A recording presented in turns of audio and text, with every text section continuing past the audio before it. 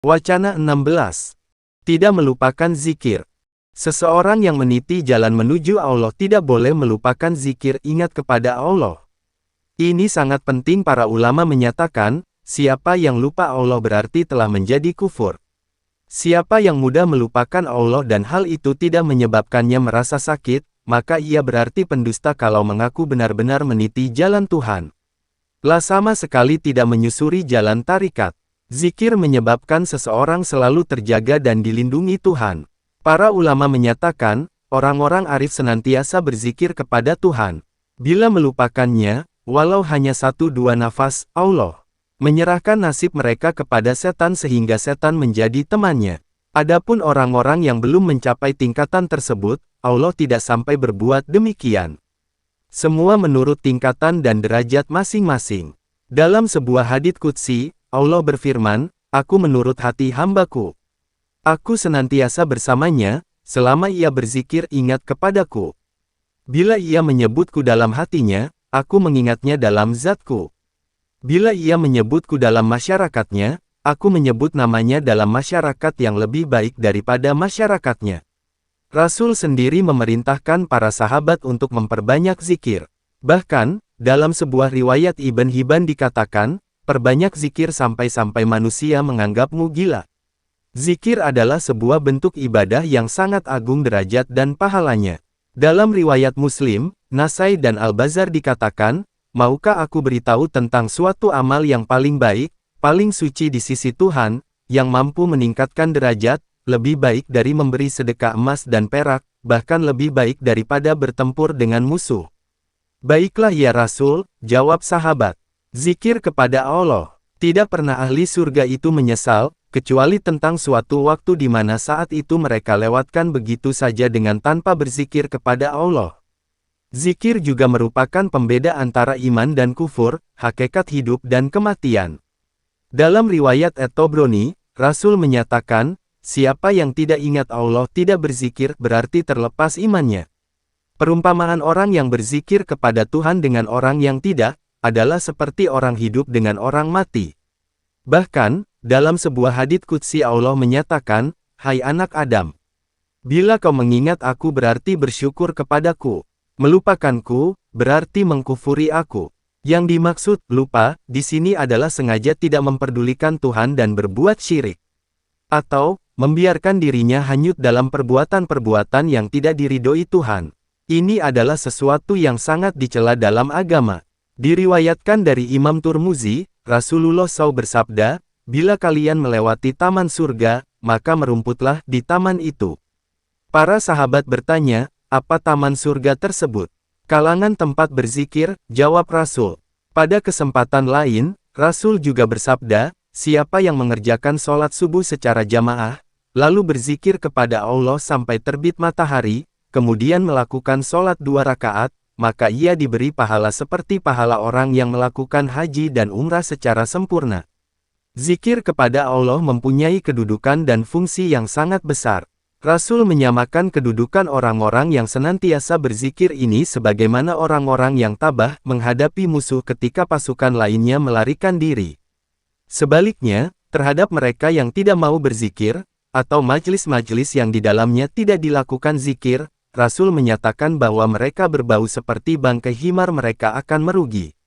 Rasulullah menyatakan, dalam hati manusia terdapat 2 buah bilik, satu ditempati malaikat, yang lain ditempati setan.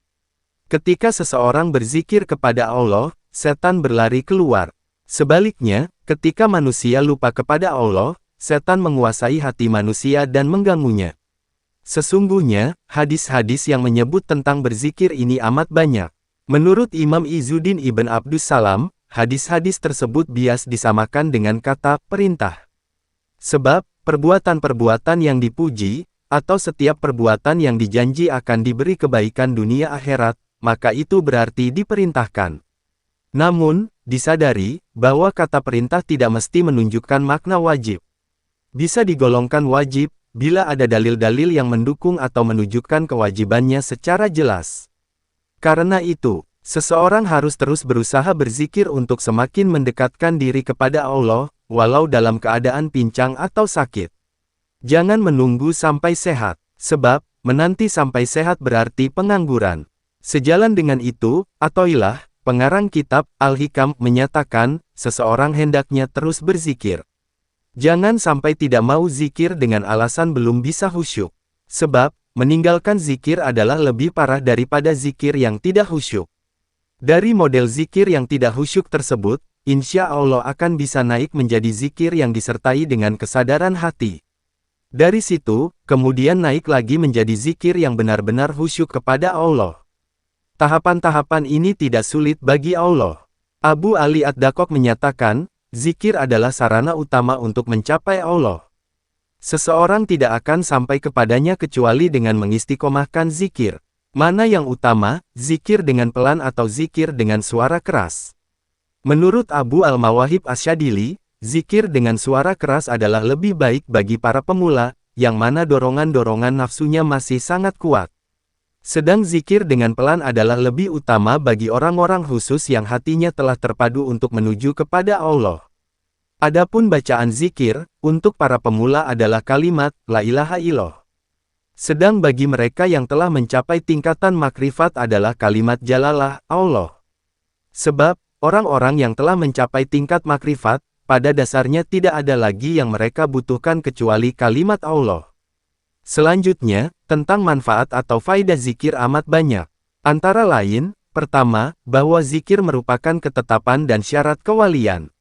Artinya, siapa yang senantiasa berzikir kepada Allah, maka ia akan bisa mencapai derajat kekasih Tuhan dan itu menjadi salah satu ciri utamanya.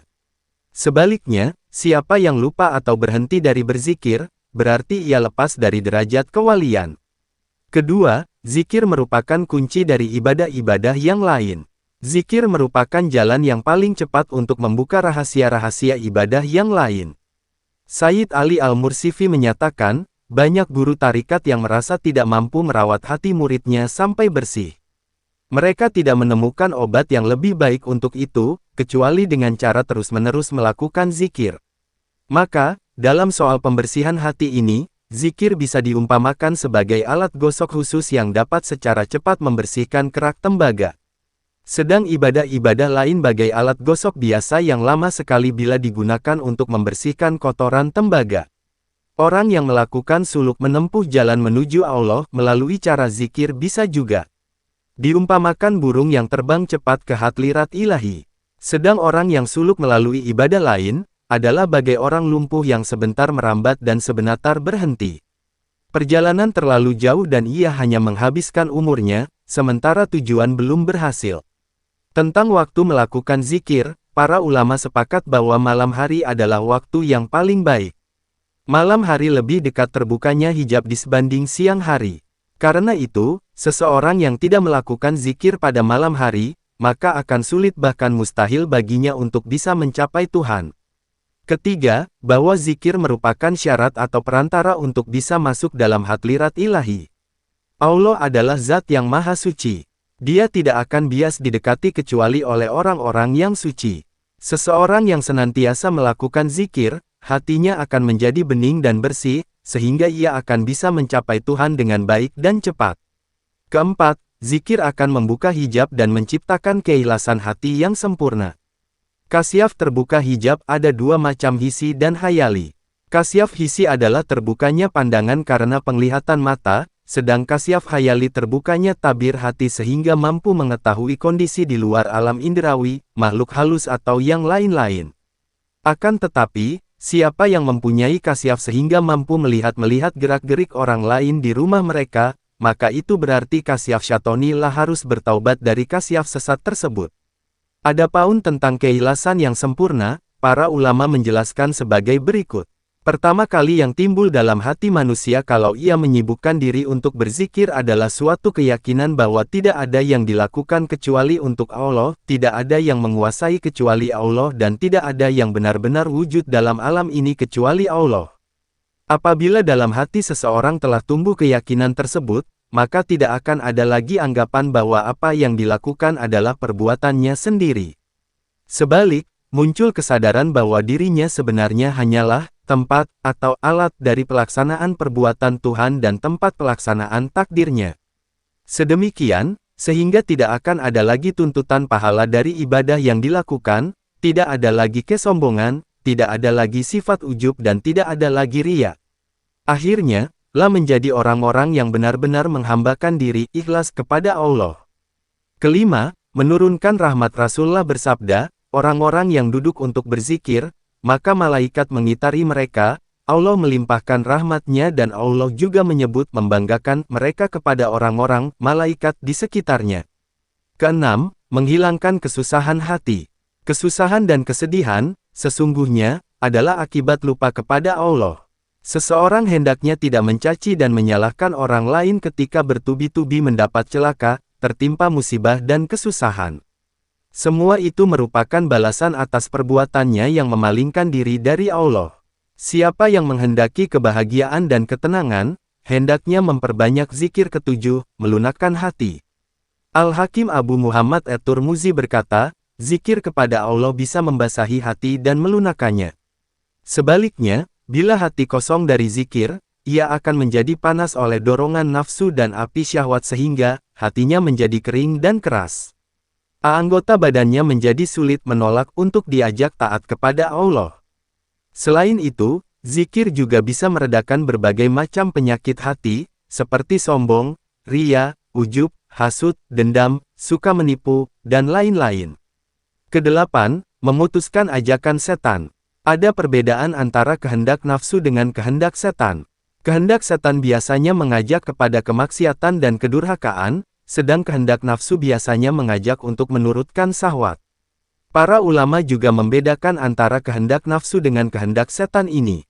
Nafsu, biasanya selalu merajuk, bila mengajak kepada sesuatu. Ia tidak akan berhenti, walau sudah lama, sampai tujuannya tercapai, kecuali pada orang-orang yang benar-benar memerangai nafsunya. Sedang kehendak setan, ia akan mengalihkan pada kemaksiatan yang lain, bila ajakan yang pertama tidak berhasil. Setan akan terus mengajak kepada kemaksiatan demi kemaksiatan. Baginya, semua kemaksiatan adalah sama. Yang penting, bagaimana seseorang bias terjerumus di dalamnya. Kesembilan, zikir bisa menolak bencana. Zunun al-Misri berkata, siapa yang berzikir, Allah senantiasanya menjaganya dari segala sesuatu. Para ulama menyatakan, zikir merupakan pedang bagi para pemula. Dengan zikir ia memerangi musuh-musuhnya, jin dan manusia. Dengan zikir pula, ia menolak segala macam bencana. Sesungguhnya, bencana, bila bertemu dengan orang-orang yang berzikir, ia akan menyimpang. Zikir yang telah kokoh dalam hati, membuat setan menjadi pingsan bila mendekat, sebagaimana seseorang yang juga pingsan bila melihat setan. Teman-temannya mendekat dan bertanya, apa yang terjadi? Ia mendekati orang yang berzikir. Demikian dintara faidah-faidah zikir.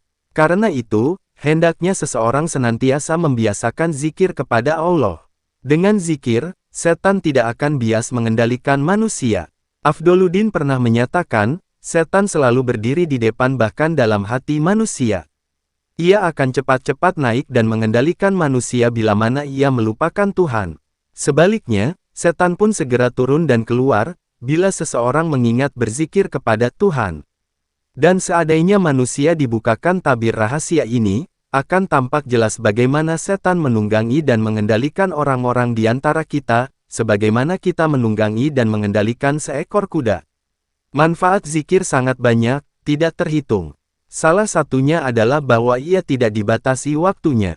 Setiap saat kita diperintahkan untuk berzikir, walau belum bisa khusyuk. Jika zikir telah merasap dalam sanubari, maka akan menyatulah kecintaan kepada Allah dengan ruhnya, sehingga pernah terjadi seseorang yang berzikir kemudian tertimpa batu, darah yang menetes membentuk kalimat, Allah Allah.